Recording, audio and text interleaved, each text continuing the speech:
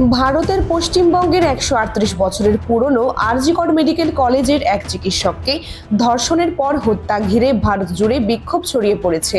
চিকিৎসক ধর্ষণের ঘটনায় পশ্চিমবঙ্গে বড় বিক্ষোভের শঙ্কা তৈরি হয়েছে।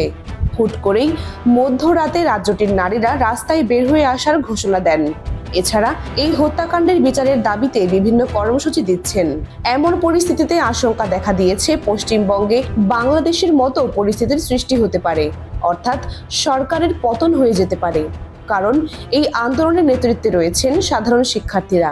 সরকার পতনের আশঙ্কা নিয়ে কথা বলেছেন পশ্চিমবঙ্গের মুখ্যমন্ত্রী মমতা বন্দ্যোপাধ্যায়। তিনি বলেছেন, অনেকে ভাবছেন বাংলাদেশের মতো এখানেও সরকার ফেলে দেবে। আমি ক্ষমতায় মায়া করি না।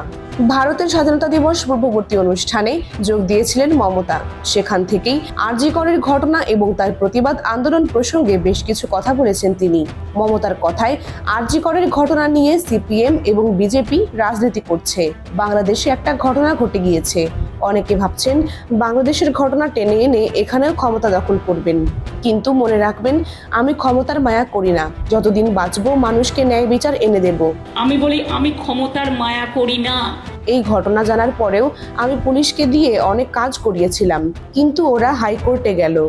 উল্লেখ্য, আরজি করের ঘটনা নিয়ে হাইকোর্টে একাধিক জনস্বার্থ মামলা করা হয়েছিল। মঙ্গলবার তার শুনানিতে সিবিআই তদন্তের নির্দেশ দিয়েছেন বিচারপতি। এছাড়াও নারী চিকিৎসককে ধর্ষণের পর হত্যার ঘটনায় সৃষ্ট বিক্ষোভের জেরে পশ্চিমবঙ্গের আরজি কর মেডিকেল কলেজ হাসপাতালে ভাঙচুরের ঘটনায় গ্রেপ্তার হলেন আরও ৩ জন। এখন পর্যন্ত এই ঘটনায় গ্রেপ্তার হয়েছেন মোট ১২ জন। তাদের মধ্যে ১০ জনকে পুলিশি হেফাজতে পাঠিয়েছে আদালত। এছাড়া হামলার ঘটনায় ৩টি মামলা দায়ের করেছে পুলিশ। পুলিশের পক্ষ থেকে সামাজিক যোগাযোগ মাধ্যমে কিছু ছবি প্রকাশ করা হয়। সেই ছবিতে হামলায় অভিযুক্তদের দাগ দিয়ে চিহ্নিত করা হয়েছে। তাদের সন্ধান দিতে বলে পুলিশ। সেই সূত্রেই আরও কয়েকজনকে আটক করা হতে পারে বলে মনে করা হচ্ছিল। আটকদের জিজ্ঞাসাবাদ করেন কলকাতার পুলিশ কমিশনার বিনীত গোয়েল।